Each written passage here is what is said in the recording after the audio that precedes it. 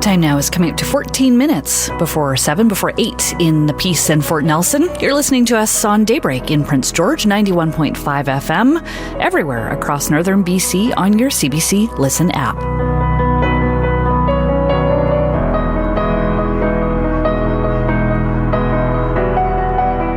As you were hearing in the news, the BC Natural Resources Forum is underway in Prince George. Industry leaders and politicians are meeting to discuss how natural gas, mining, forestry can all be used to power our economy. But tonight, an alternative event is being set up right beside that forum. Conservation North has invited Herb Hammond to town to talk about a nature-based approach to managing our resources, particularly our forests. Herb Hammond is a professional forester and author of multiple books, including Seeing the Forest Among the Trees, The Case for Holistic Forest Use. And Herb Hammond joins me on the line this morning. Hello there. Good morning, Carolina. So this talk tonight is being billed as a counterpoint to the BC Natural Resources Forum. Why do you think a counterpoint is needed? Well, a counterpoint is needed because instead of finding a respectful part or learning how to become a respectful part of ecosystems, our species around the world has focused on degrading and destroying those ecosystems so that they resemble something we want rather than the natural systems that provide for the ecosystem services we all need, like air, water, carbon storage, carbon sequestration, and most of all, for our own spiritual well-being. You know, I understand that you worked as a forester in the province for many years. Have you always held this belief? Well, I started out being educated in the same timber-biased approach that all foresters continue to be educated in. But I had the good fortune many decades ago of starting to work with Indigenous people, and they really turned my head around. They showed me how to connect my heart to my brain. They showed me how to trust my intuition, and most of all, they showed me how to be a part of the forest rather than remaking it in my own image. I want to talk more about that because oftentimes when it comes to forestry, we're talking intuition and economy. What's wrong with that? Well, intuition comes way ahead of economy. If you plan in sensible ways, you respect an important hierarchy, and that's that economies are part of human cultures, and human cultures are part of ecosystems.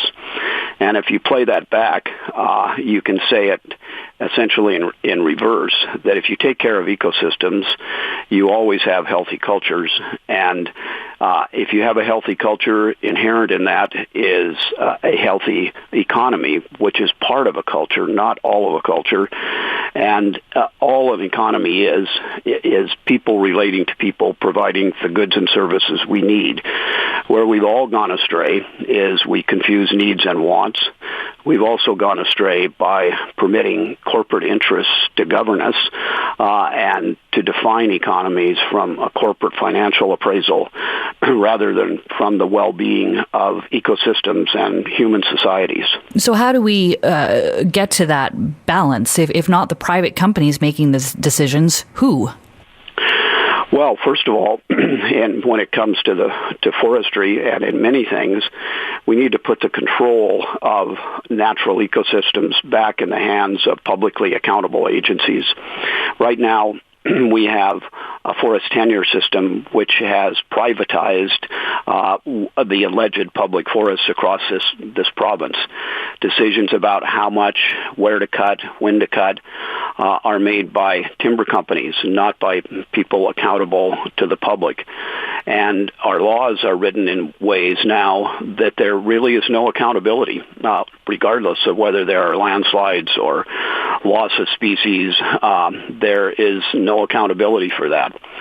So the first step is to get the control of forests back in the hands of publicly accountable agencies and people. What would be an example of a publicly accountable agency that you would trust to hold the future of BC's forests? Well, it involves several things. The first thing it involves is putting in place the right kind of legislation that mandates a nature-based approach rather than a timber-biased approach to forests.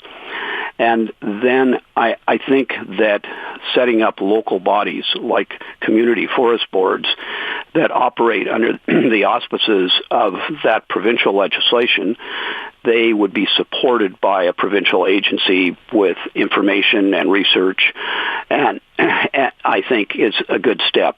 I think it's a good step because people, if they're well informed, people are closer to the forest, are likely better to manage the forest better than people sitting in offices in Vancouver or somewhere else where their problems come in envelopes and leave in envelopes. We've seen some of this starting to appear in northern BC. I think of Fort Nelson and their efforts to create a community forest. I think about Haida Gwaii and the Tan logging company. Do you think, though, that the province is ready for such a change? Well, I think when you say the province, that's a large general word. If we talk about communities and rural communities in the province, I think there is a growing understanding that the privatization of forests is at the root of our problems. But I want to be really clear here that it's not just privatization, it's then the approach that's used. So you can turn forests over to communities, and if they use the same approach that has been used for decades here in British Columbia, the outcome will be the same. Not good. Degraded forest ecosystems and eventually degraded economies.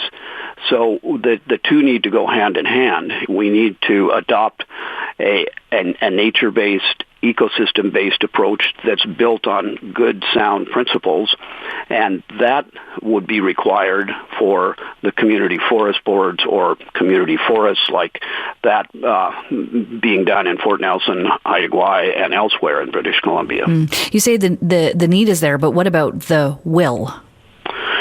Well, I think the will is confused because at one level, if we talk about political will, politicians and their ongoing grip on power is controlled by corporate interests, and so they're the ones that define what happens.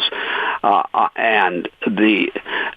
I think the community will and the will of people around this province is very strong to do this. I think a lot of the problem is they don't understand how we got to where we are, and I'm going to talk a little bit about that in my talk tonight. Well, that's taking place at 7:30 at the Courtyard Marriott Hotel in downtown Prince George. It's a free talk. Herb Hammond, good to meet you. Good to meet you too. Thanks for the time. No problem. Herb Hammond is an author and professional forester. Once again, that talk taking place in Prince George tonight at 7:30 at the Courtyard Marriott Hotel. Your thoughts, you can let us know, 1-866-340-1932. We will head back to BC Natural Resources